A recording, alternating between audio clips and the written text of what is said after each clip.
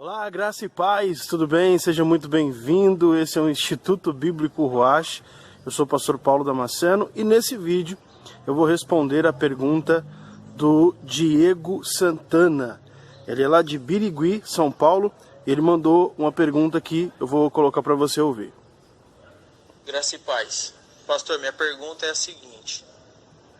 Referente aos métodos contraceptivos. O que acontece? Nós bem sabemos que Deus ele cria o ser humano em perfeição. Tudo que Deus faz é bom e é perfeito, correto? Há de concordarmos com isso. Aí, o que acontece? Deus ele tem o tempo, ele cria a mulher com o tempo exatamente correto de ser fértil, período de menstruação, e período que ela não está fértil. Aí a minha colocação é: quando é usado os métodos contraceptivos, nós não estamos interferindo diretamente no ciclo da vida que o próprio Deus criou para ser correto? Então vamos lá. O irmão Diego perguntou se quando nós usamos métodos contraceptivos ou métodos anticoncepcionais para evitar filhos, nós não estaríamos assim interferindo em algo que Deus criou. E a resposta é sim.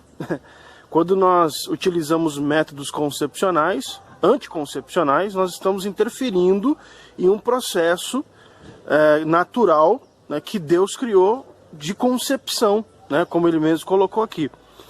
A questão é que o fato de se interferir em algo que Deus criou não é necessariamente algo errado ou algo que é pecado.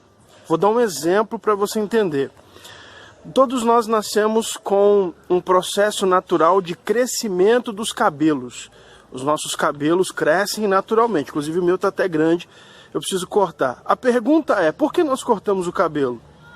Se Deus fez um processo natural de crescimento dos nossos cabelos, por que nós não deixamos o cabelo crescer e não cortamos ele? Certo? E olha só, em 1 Coríntios, capítulo 11, versículo 14, fala assim: ou não vos ensina mesmo a natureza que o homem ter o cabelo crescido é desonroso?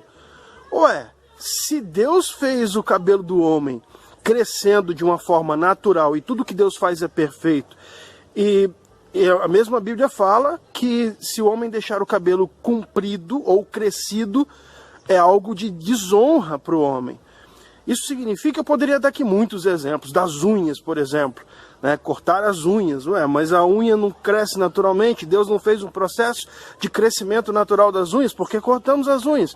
Então eu poderia dar muitos exemplos aqui para explicar que o fato de interferirmos em algo que Deus criou não é necessariamente algo errado ou de alguma forma um pecado.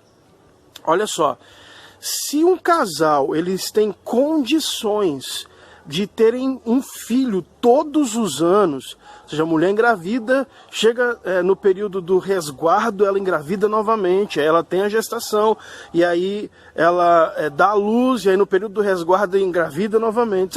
Se o casal tem condições de ter filhos todos os anos, não há problema nenhum. O que nós não podemos não evitar filhos e acontecer o que acontece às vezes com muitas famílias, que alguns casais têm muitos filhos e não há condições de se cuidar, de se alimentar, de se vestir, de se dar educação para essas crianças. E aí entra no texto de 1 Timóteo capítulo 5, versículo 8, quando Paulo fala assim, que aquele que não cuida dos seus, e principalmente dos da sua família, esse negou a fé e é pior do que o incrédulo, é pior do que o infiel. O que a gente não pode dentro das nossas condições, não evitar engravidar, não evitar filhos, e aí, como eu falei, encher um mundo de criança e a gente não ter condições de manter, de cuidar dos nossos filhos, e a gente negar a fé, como diz a palavra. Então,